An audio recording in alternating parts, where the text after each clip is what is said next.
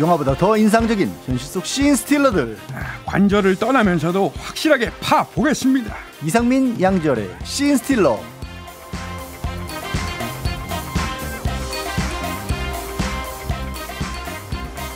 이번 주 화제의 인물들 만나봅니다. 씬 스틸러 이상민 크리에이터 어서 오십시오. 네, 반갑습니다. 양지열 변호사 어서 오십시오. 네, 안녕하세요. 예, 두 분 2주 만에 뵙습니다. 그런데 오늘은 뭐 그래도 이번 때 스트레스 받는 국민들이 뭐 너무 많아서 모실까 했는데 그래도 방 뺐으니까 한번 얘기 들어볼까요? 예. 윤석열 지금 뭐죠? 씨인가요? 씨죠. 예, 윤석열 씨. 예. 우리 사랑하는 국민 여러분, 저는 오늘 관절을 떠납니다. 그동안 정말 감사했습니다. 이제 저는 대한민국 국민의 한 사람으로 돌아가 나라와 국민을 위한 새로운 길을 찾겠습니다.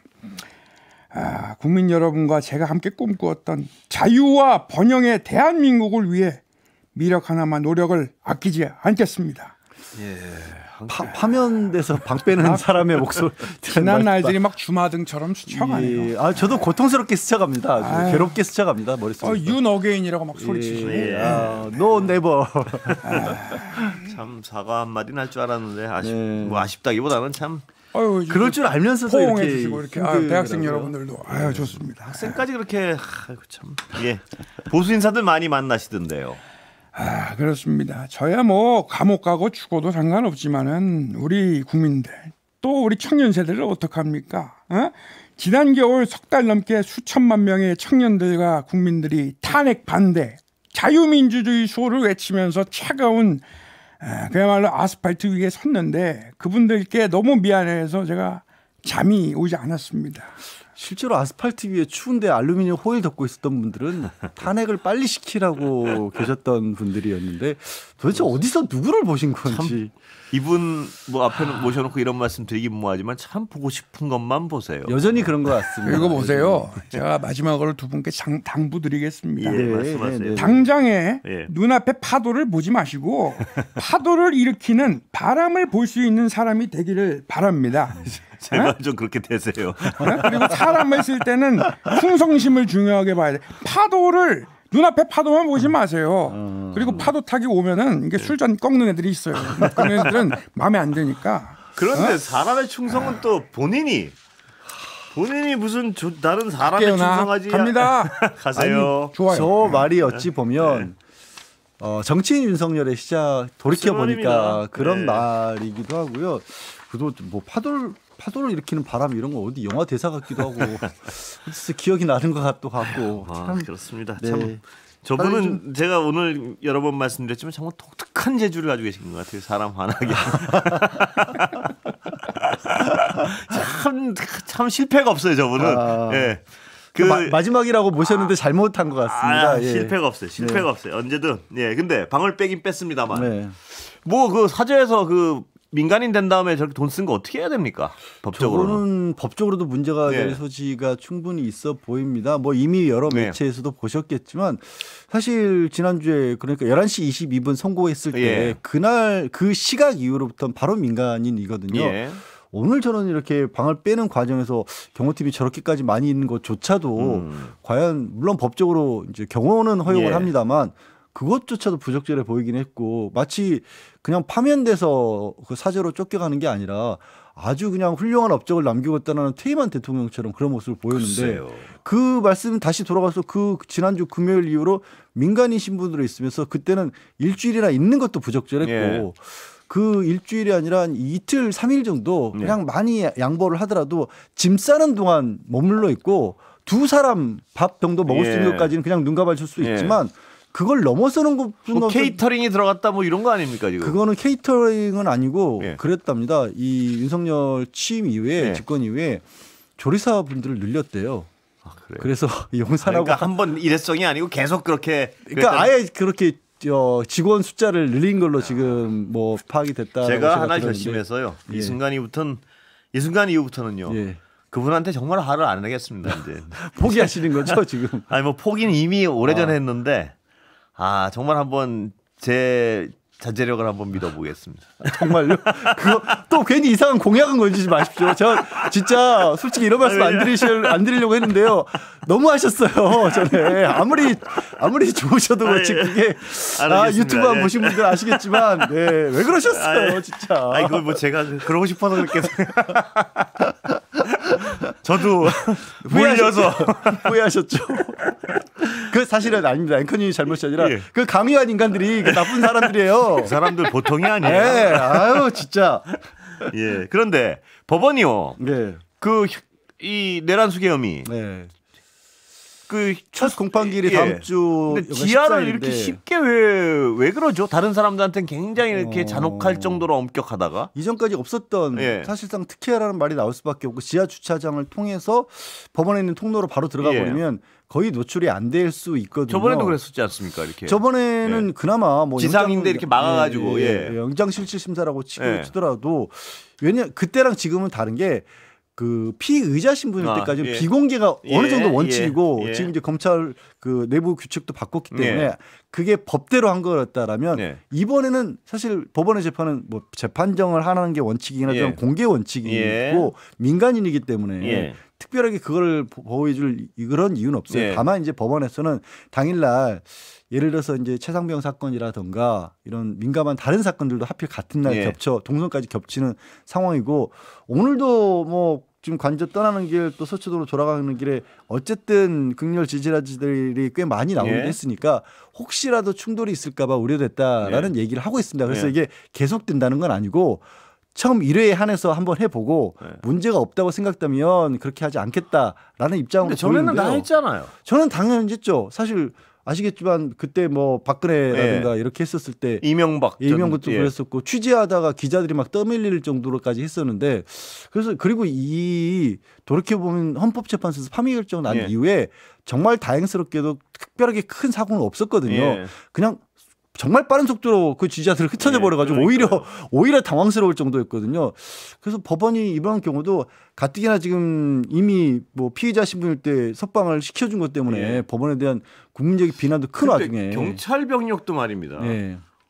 뭐 이거 뭐 약간 오늘도 말입니다. 부딪힐 가능성이 있으니까 좀 내려서 이상한 일 안 하게 그냥 바로 갔어야 되는 거야. 경호역 병력도. 그렇습니다. 아까 드린 말씀이 그런 얘기예요. 지금은 그 경호가 그 전직 대통령이라도 경호만 해주는 거는 그 사람 진짜 뭐 국민적인 공분을 받는 사람일 거 아니겠습니까? 파면당했으니까. 그러니까요. 어디 가서 오늘 집에 가는 거니까. 엉뚱한 일 겪지 마라. 그것도 그 사람을 보호해준다는 차원보다 그래도 법치주의 국가인데 국민들이 화가 나서 뭔가라도 무슨 일이 생기면 그 화낸 국민이 또 피해를 보는 거 아니겠습니까? 그런 일 막는 정도인데 과연 경호죠. 그래서요. 내려서 막 왔다 갔다 하면 사고 날 수 있으니까 경호는 해야겠죠. 그렇지만 집으로 바로 이렇게 창문도 못 내리게 했어야 돼요. 그게 취지라면 사실은. 그렇죠. 그런 생각이 듭니다. 근데 또 멀쩡하게 또 법원에서는 또 지하로 가게 하고요. 왜 이런 특혜가 이분한테는 반복되는지 정말 국민들한테 좀 설명을 해줬으면 좋겠어요. 그러니까 설명 불가라기보다 딱 하나죠. 아직은 뭐 파면은 당했다고 하지만 그때 당시에 집권을 하고 있었을 때 사람들이 다 고스란히 남아 있는 거 아니겠습니까? 정말 그런데 동아시아 일대를 떠들썩하게 한 이분 말고 이분 또 세계를 떠들썩하게 하는 나와 계시네요. 표정부터가 나오셨습니까? Hello, Korea. I'm Donald J. Trump. Hello, New Psyche. New Psyche. 청취율 정말 높아야 됩니다. 많이 사랑해 주십시오. 관세 올라가듯이 청취율도 올라가야 됩니다. 아이고 감사합니다. 그런데 사람들 굉장히 scared, 이피합니다. 보복까지 하는 사람들 위해서 90 days time 딜레이 합니다. 모든 문제들, 모든 상황들 결국 beautiful하게 해결될 겁니다. 오늘 왜 모신 사람들을 왜 오는 이렇게 초대한 사람들이 이렇게 피로감이 있죠. 왜 그러셨어요 주말에? 전 세계 투자가들이 지금 열받아가지고요. I give you time, 90 time. 거의 국제 관계를 거의 뭐 동네. 아니 저는 사실상 경제로 일으킨 3차 대전 수준, 세계 대전 수준을 만들어 놨지 않습니까? 사실 외교 관계, 동맹과의 관계를 거의 정말 동네. 좋아. 나 I love peace. 난 평화 사랑합니다. 예, 평화가 전쟁 하비스가 좋아하는 겁니다. 그렇게 하면 안 됩니다. You know what? 네네네네. 그런데요, 그 대통령님, 그 한덕수 권한대행한테 뭐 한마디 하셨습니까, 진짜? Oh, Ducks is great. 덕수, Korea, President, 대선 유력 후보, 라고 들었습니다. 저거래요. 잘못 들으신 것 같은데. 셀폰으로 콜했습니다. 그래서, 예. 여보세요 하길래, 덕수, 후보 나갑니까? 했더니, 고민 중이라고 했습니다. 근데 이게 저는 이 짧은 얘기에 두 개가 걸리는 게 그레이트 콜이라고 했지 않습니까? 트럼프 입장에서 그레이트 콜이면 우리한테는 정말 안 좋을 것 같다는 생각이 일단 감출 수가 없고 또 다 퍼준 거 아닌가 싶어서 그리고 두 번째로는 아무리 생각이 없다고 할지라도 다른 나라 선거에 관해서 얘기를 꺼낸다는 건 금기일 텐데 진짜 꺼내기는 했는지 그리고 이게 트럼프 쪽에서 나오진 않았을 것 같거든요. 누가 봐도. 정리실에서 흘렸나요? 그러니까 이걸 이 외교적 결례로 보이는 사안을 굳이 트럼프 대통령이 그걸 또 본인이 밝혔다. 이유도 없을 것 같고. 아니 이 전화통화 하나 가지고 이렇게 복잡하게 사람을 만드는지 제주입니다. 진짜. 능력입니다. 이거. 제주입니다. 예. 그런데요. 그 한덕수 대통령 권한대행 헌법재판관 후보 지명을 했는데요. 이재명 대표 혹시 이제 출마 선언하셨으니까 어떻게 보십니까? 후보로서. 예, 한덕수 대행이 자신이 대통령이 된 걸로 착각하는 것 같습니다. 헌법재판소 구성은 선출된 대통령, 선출된 국회가 3인씩 임명하고 중립적인 대법원이 3인을 임명해 9인으로 하는 것이죠. 대통령 권한대행이 한 총리에게는 그런 권한이 없다. 그래서 좀 오버하신 것 같습니다. 네. 예. 뭐 정확히 말씀을 어떻게 보세요 법적으로? 아니 지금 이제 상권 분립 얘기를 하셨는데 사실 이제 이게 지금 얘기하는 의미가 그렇게 대통령, 국회의원, 사법부 이렇게 뽑도록 한 이유가 후보를 그러니까 임명을 하도록 이유가 그 헌법이라고 하는 대한민국의 가장 큰 질서를 정리하는 곳이기 때문에 그 안에서도 견제와 균형의 원리가 작동을 하도록 한 거 아니겠습니까? 그런데 그때의 대통령은 그 취지에서 본다면 현재의 대통령 내지는 정부를 꾸리고 있는 대통령이 거기에 자신이 지명하는 게 그러니까 어느 정도 제가 이게 뭐 정치적으로 각각의 성향이 다른 분을 넣는 게 당연하다는 건 아닌데 아무래도 그때 대통령 입장에서 봤었을 때 이게 옳다라는 방향의 그런 어떤 헌법적 가치를 추구하는 쪽에 재판관을 임명하는 게 맞잖아요. 그게 대통령으로서 권리기도 하고 그렇게 그 대통령에게 그런 일을 하라고 국민이 그 대통령을 뽑는 거 아니겠습니까?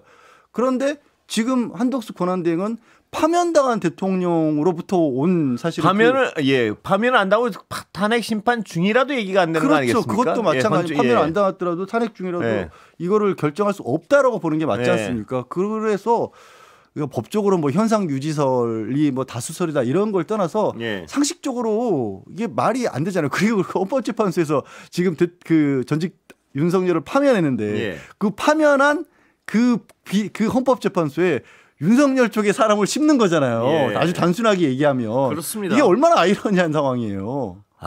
그리고 뭐 헌법학자들 물어보면 이거에 이론의 여지 없이 뭐 절대 다수가 이건 안 된다 그러더라고요. 일단 지금 후보로 지명된 이영기 법제처장이지 않습니까? 그 법제처의 공식 입장도 안 된다는 겁니다. 안철수 의원 나와 계세요 혹시? 어떻게 보셨습니까? 네, 저는 그렇습니다. 지금 대통령이 없는 상황 아닙니까? 그래서 대통령이 없는 상황에서 직무대행을 하기 때문에 대통령이 할 수 있는 결정권을 권한대행이 다 가지는 것이 옳다. 그렇게 생각을 합니다. 저분 참 왔다 갔다 저 얘기도 참 궤변인 게 저 얘기가 이제 아까 잠깐 얘기 나온 것처럼 대통령이 그냥 탄핵 심판 중일 때는 현직 대통령이 있지만 업무를 대신하는 거지만 아예 없으니까 이 사람이 대통령이란 얘기잖아요. 그 말도 안 되죠. 이게 무슨 궤변입니까? 그럼 진짜 누가 어떤 의원이 물어봤지만 그럼 전쟁을 선포해도 되고 대통령의 권한 뭐 적극적으로 다 행사해도 된다는 얘기냐. 그런 얘기를 한 거잖아요. 큰 고민 없이 말씀을 한 것 같아요. 무슨 뜻인지 모르시는 것 같은데 죄송하지만. 저분은 가끔 그럴 때가 있죠. 가끔 또 너무 멀쩡한 어떻게 보면 말씀하실 수도 있고요. 자, 이분도 또 피곤한 오늘 이렇게 듣기 피곤한 분이 많은데 이분 김기현 의원 혹시 목소리 또 목소리 예, 국민의힘 대선 경선에 참여하지 않을 김기현입니다. 예, 오늘 박성재 법무장관 탄핵 기각 결정은 3살짜리 어린아이도 예상할 수 있는 결과였어요. 민주당이 졸속 탄핵이 진행되는 사이에 공직자들은 자리를 비우고 그 피해는 고스란히 국민들에게 돌아갔다. 저는 이렇게 생각합니다. 예. 뭐 3살짜리 어린아이까지는 아니어도 지금까지 국민의힘 대선 경선에 참여하지 않을 김기현이었습니다. 참여하지 않는 게 뭐 그렇게 큰 알려야 될 얘기. 왜 안 나오시죠? 다 나오는데 또. 근데 뭐 그렇게 또 한번 또 안 나오는 대신 그렇게라도 얘기를 또 하셔야. 법적으로 어떻습니까? 박성재 법무장관.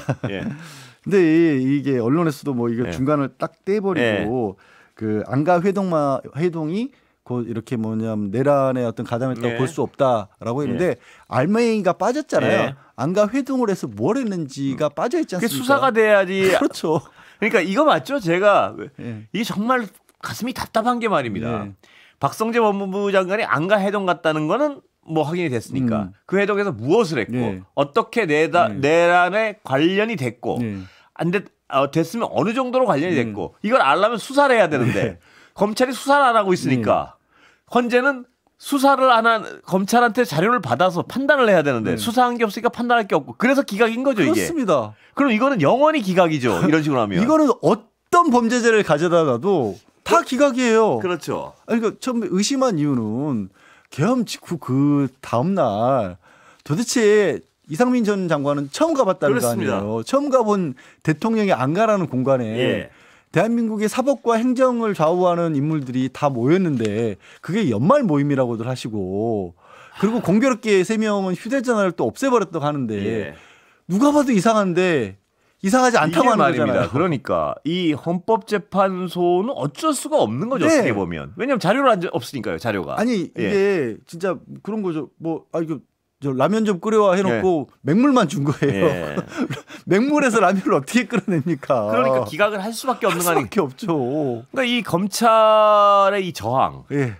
이거니까 어떤 헌법재판 다행히 그나마 불행 중 다행이었던 거는 윤석열 씨에 대해서는 초기에 검찰이 수사한 거. 맞습니다. 공수처가 수사한 거. 그 자료가 있으니까 그걸 넘겨줬으니까 파면이 된 것인데 지금 검찰이 아예 수사를 안 하고 뭉개고 있었으니까 그러니까 이른바 검찰이 이 계엄이라고 하는 엄중한 상황을 놓고도 혹시 사건을 대하는 데 있어서 이른바 가르마타기를 해서 본인들이 원하는 방향으로만 이거를 끌고 가려고 했던 거 아니냐라는 그런 얘기를 안 할 수가 없죠. 그렇습니다. 그런데요. 이분 한번 모시고 오늘 시간을 누구시길래 오랜만에 김종인 전 의원님 한번 모셨습니다. 긴장했습니다. 자, 명태균 씨 보석 풀려났습니다. 어떻게 보십니까? 나는 그 모르기 때문에 오랜만에 보시니까 재밌네요. 그 사람이 앞으로 그 어떤 행동을 하느냐에 따라서 어떤 영향이 있을지 모르겠지만 그 자체가 뭐 대사에 큰 영향을 주거나 그러지 않을 거라고 봐요. 내가 보기에 그런다고 봐요. 오랜만에 보시니까 또 새삼 또 똑같으시네요. 오랜만에 모시니까 또 재밌기 때문에 한 달 뒤에 또 모셔야 된다고 봐요. 자주 그 전에도 나오실 수 있어요. 지금 저희가 한번 모시려고. 그러세요? 근데 모르겠습니다. 뭐 오랜만에 보면 반갑다고 봐요. 점점 하여튼 몇 분은 말입니다. 헷갈리는 분들이 있어요. 아니 근데 저분도 이제 명태균 씨 관련해서 어떻게 또 불똥이 튈지 모르는 상황이라서 글쎄요 모실 일이 얼마나 있을지도. 근데 명태균 씨는 나오면 좀 이렇게 여러 말씀을 할 것 같은데요. 그렇지 않아 보입니다. 저는 거꾸로. 그래요? 아니 이게 보석이라고 하는 것 자체가 애초에 법원이 결정하는 거긴 하지만 나가서 조용히 검찰이 여기에 대해서 적극적으로 반대를 했거나 아니면 지금 정치개혁 그 자금법 위반 혐의로 재판을 받고 있지만 중요한 부분은 뭐 김영선 전 의원과 관련해서 김건희나 윤석열 공천 개입 아니겠습니까? 그걸로 인해서 공직선거법 위반이나 이런 부분에 있어서 검찰이 제대로 수사를 했으면 다시 구속을 시켰거나 다른 걸로 그냥 풀려 나온다는 건 그러니까 이런 의심을 하시는 거죠? 할 수밖에 없는 상황이죠. 그러니까 입 다물라 그러고 내보내줬다 이렇게 의심을 하시는 건가요? 아니 명태균 씨가 나와서 SNS에 은혜를 베푼 사람들에게 갚겠다라고 했을 때 양쪽으로 들리더라고요. 갚는 은혜도 있을 거고 복수할 사람도 있을 것 같다. 오늘 두 분 여기까지 듣겠습니다. 이상민 크리에이터, 양지열 변호사 두 분이었습니다. 고맙습니다. 고맙다고 봐요. 따문에.